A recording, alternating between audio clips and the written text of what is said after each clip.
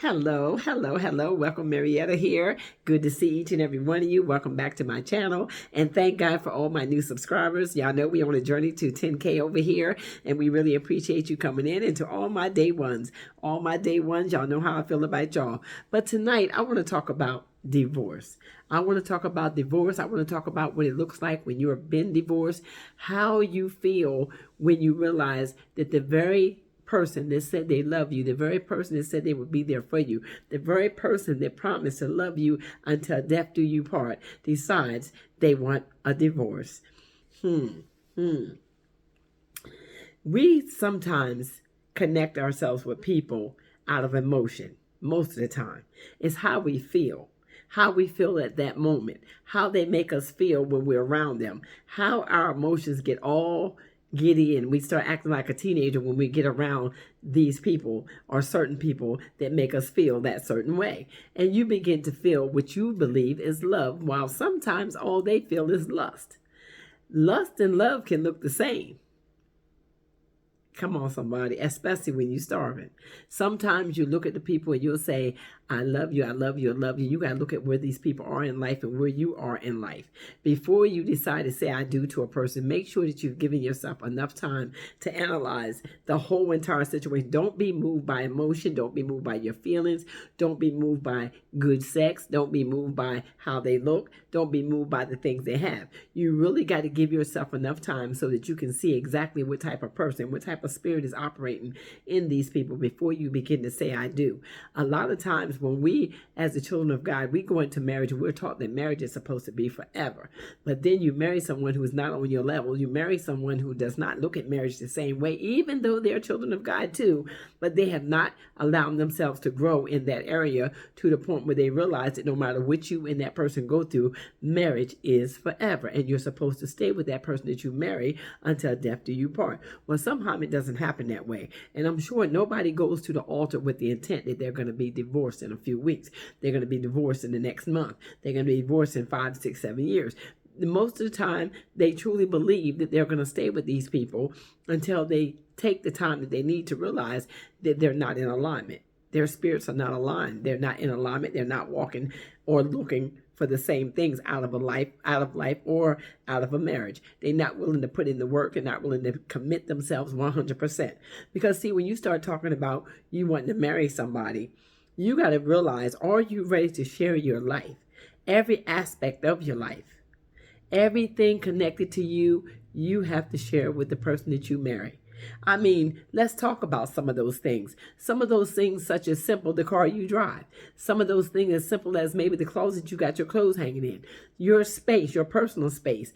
Your mailbox. You got to sell your bank account. You got to share your health issues. You got to share a lot of things when you call yourself connecting yourself with somebody. Conversation. The time that y'all spend together. The time that y'all think about what it is you want to buy. Your communication has to be on point. You have to communicate. You have to be in a place where you actually ready to do life with somebody else.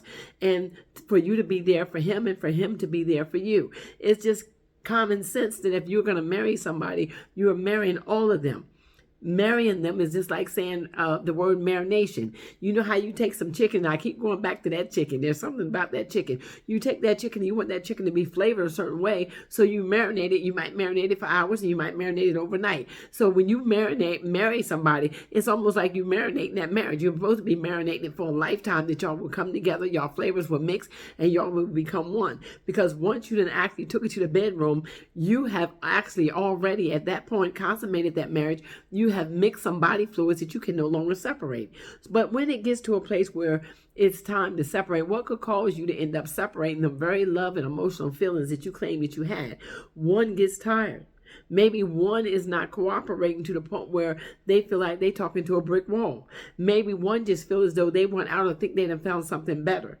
Maybe one has decided they done gone on a different career path and they claim they fall out of love. These are not things that you do when you're grown and you understand that marriage is for grown folks. But yet and still, we got a lot of people that are getting divorced. We got more people right now that are getting divorced, and more people in the kingdom are getting divorced than we have that are in the world. That should not be, because we understand that as the children of God, we are still in this flesh and we do go through things in our flesh, but we also have an advocate that we can go to named Jesus, that we can pray to, that is supposed to be able to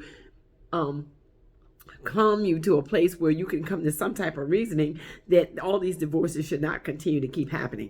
So that lets me know we're marrying out of alignment. We're totally marrying out of alignment. Some people are marrying out of lust. Some people are marrying out of loneliness. Some people are marrying out of what they can accomplish or what they can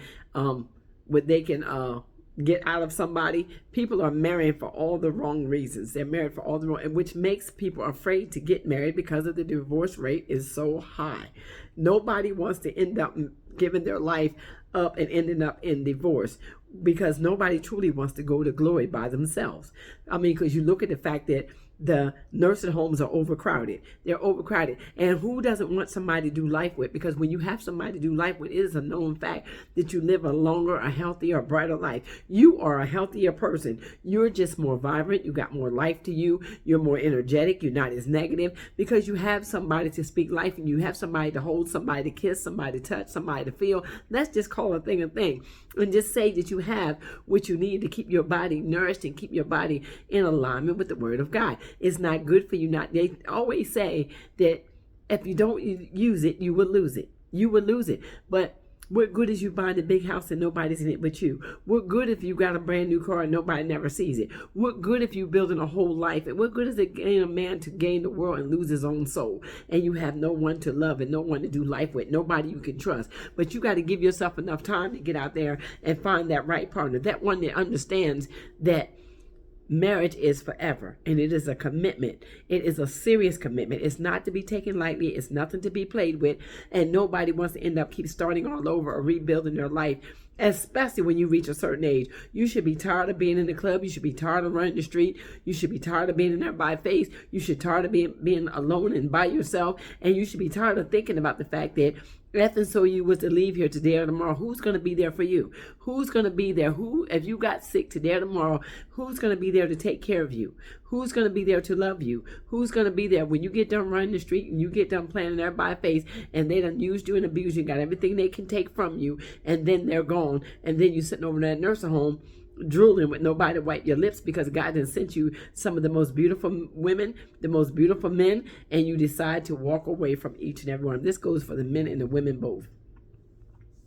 It's time for you to reevaluate your life. It's time right now. It's no time, and it's not good that he be alone. It's not good that he be alone.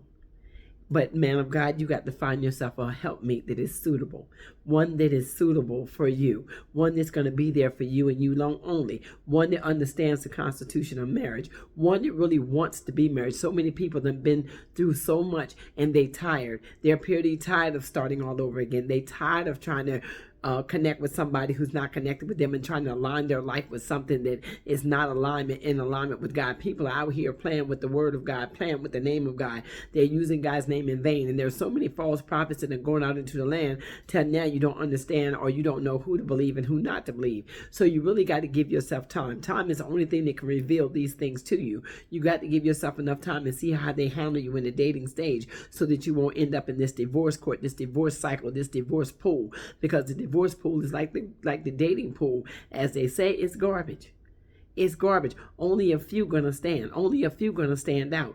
Only a few understands what it is to be married and be able to want to stay in a marriage long term. And I keep telling y'all, the reason why a lot of these marriages are falling apart is because people are physical, people are visual, and they don't understand to move by faith, and they want to see how a person look in them jeans, and they don't want to see how you're going to look in them in their future. So with that being said, I just want y'all to understand that we do not, as the children of God, we do not stand for divorce whatsoever. I do not believe in standing for divorce. If I could have stayed married to the person that I was married to, I would have stayed married. But when they make situations unbearable and you got fornication, adultery, and people making kids out of wedlock and making kids all across the town, or they want to have drugs and things of that coming into the play, you cannot stay in marriages that are not set up by God or not godly divine. So therefore, you've got to be able to go. And a lot of us have not told our story in its fullest. We allow people to believe what they want to believe because there's no need in trying to justify what went on in a marriage when it ended up in divorce. That's all that need to be said. It ended up in divorce. It did not work. There was a lot of things that went on within that marriage. Not saying that I was perfect, not saying that they were perfect, but one thing I did not do, I did not go out and create any other children out of wedlock. I did not do none of that. I did not leave my kids behind. I did not do that. I took very good care of my kids, and my kids love me, and I love them. One thing I can honestly say is, as a woman of God, as a woman of purpose, a woman of destiny, I feel as though that I'm in position to do it all over again. I'm ready, willing, and able to do it all over again. But it's just a matter of saying that just because I'm ready don't mean it's my time. I have to wait, and I have to wait on the move of God. I have to wait on the Spirit of the Lord. And even if I go to glory by myself, I understand that that would be God's will for my life. Why? Because I have been married before. And sometimes when you've been married before, it takes a lot longer for you to, or for God to connect you with the right person, or for you to meet a like-minded person. Because when you meet like-minded people, divorce is not something that's on the table. Divorce is not something that you even discuss. Divorce is not something that's even can be brought up in the midst of a marriage that's godly sent, that's godly put together. So therefore, with that being said, I want to say this. Kings, if you out there and you are married, and you are having a loving marriage, a caring marriage, and you got a beautiful wife, one that knows how to carry herself as a wife, love her, take care of her, love her like Christ loved the church. And for you women, if you have a good man out there and he's taking good care of you, and I mean seriously taking good care of you, love him. Be a good helpmeet to him. Be right there to be able to pray and speak a word of love and life over his life. Because let me tell you something, all this divorce, it's not good. It's not good. It's causing so much hate, so much hurt, so much unhealed people walking around. Because see, they'll say, oh, I don't want a man, but yet they're unhealed. Because the minute that they get out of your face, they're trying to find somebody to lay up with. They're trying to find somebody to connect with, because it's not naturally human for us to not want to be with somebody else. We are supposed to be with someone. And so therefore, for a man to sit there and say, he don't want another woman, he don't want to be with a woman, to me, that is a hurt man. Now, I'm just saying my opinion. And that's a man that will eventually become lovers of himself and will take up another male partner, and they will become lovers of each other, because the word speaks of them becoming lovers of themselves. So you got to be careful when you start speaking that spirit over your life, because there are some bodily things that have to happen in a human body that you're supposed to be able to release with another human person. And that human person, be it be male, be it be female, if you're a male, it could be another male. If you're a woman, it could be another woman. If you keep speaking that spirit of you don't want another opposite sex partner in your life. Let's just put it that way, because a man should be with a woman and a woman should be with a man, as far as I'm concerned, because that's the way I was raised. So that's my opinion. That's my spill on that. And my spill about divorce is that if and so you're out there and you're contemplating getting divorced, if you can save that marriage, if you can put that marriage back together again, I encourage you to do so. I encourage you to take it to the cross. I encourage you to pray. If there's children involved, I encourage you to pray even harder. I encourage you even only if it can be saved. Now, if there's a lot of foolishness, I do not believe in violence or any of that type of situation going on in a marriage. I don't believe staying together for the sake of the children. If and so the situation is just irretrievably broken, and there's no way y'all can be adult about it and recreate that love, create that passion, recreate that family dynamic that was once there, then there's no other choice for you to go your separate ways, because I'd rather see you do that than for you to end up in a pine box in front of the church and somebody say, I wish I had us told them, I wish I had us said anything. So I'm saying something to you right now, that if and so we can pray before we get ourselves into trouble. If and so we can pray before we get to divorce. If and so we both can work on that marriage, and we both can work on keeping that marriage together. If and so we both can rekindle that love and that emotion and that feeling that we once had. If we both can look in the eyes of our children and say, we need to stay together. I want to love you. I want you to love me. We got to work on it as a unit. It can't be a one-sided love affair. One person cannot build a marriage. It takes three people. It takes three. You, him, and God. It takes three of y'all. The spirits will have to meet each other right where they at, and the three of the spirits will have to work together and begin to bond and mend and heal what is broken. What is broken in the human race today of men saying they don't want to be with a woman. I'm like, what? I am so appalled at what I'm hearing. Because if you're not going to be with a woman, what are you going to be with? And don't tell me you're not going to be with nothing. If you're not going to be with a man, what are you going to be with? Don't tell me you're not going to be with nothing, because I know the devil is a liar. Because there's emotions that we have, there's feelings that we have, there's hormones that we have, and there's needs that we have, and we have to satisfy those needs somewhere with somebody or something. So think about what you're saying before you start speaking those things into the atmosphere, and start working on healing. Start working on healing so you can start seeing your life through the eyes of God and seeing your life in the image of which He has created you to be and what He has made you. So I'm talking about divorce. Divorce is not something that's an option when you're a child of God. It should not even be something that should be lingering around the kingdom, but it just about done took over the floor. And I'm sick of that spirit reigning. I'm sick of seeing husband and wives that were once just as happy as they possibly could be, and then that spirit come between them, and they don't have enough strength, they don't have enough power, they don't have enough love for themselves or for the marriage itself to bond that spirit up and get it out of there. Get it out of there.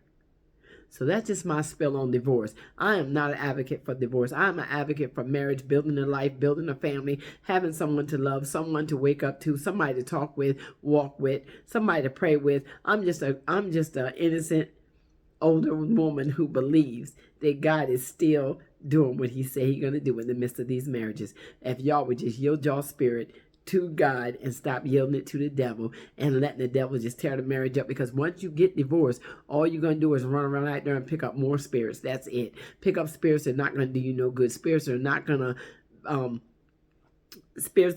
to help you in your life whatsoever. Because you'll start running from bed to bed, man to man, woman to woman. So that's my spill on divorce. I am not an advocate for divorce. I'm an advocate for love. I'm an advocate for uplifting, motivating, and inspiring. I'm an advocate for happy homes and happy life and happy love and happy marriage. Y'all be blessed and stay out of divorce court.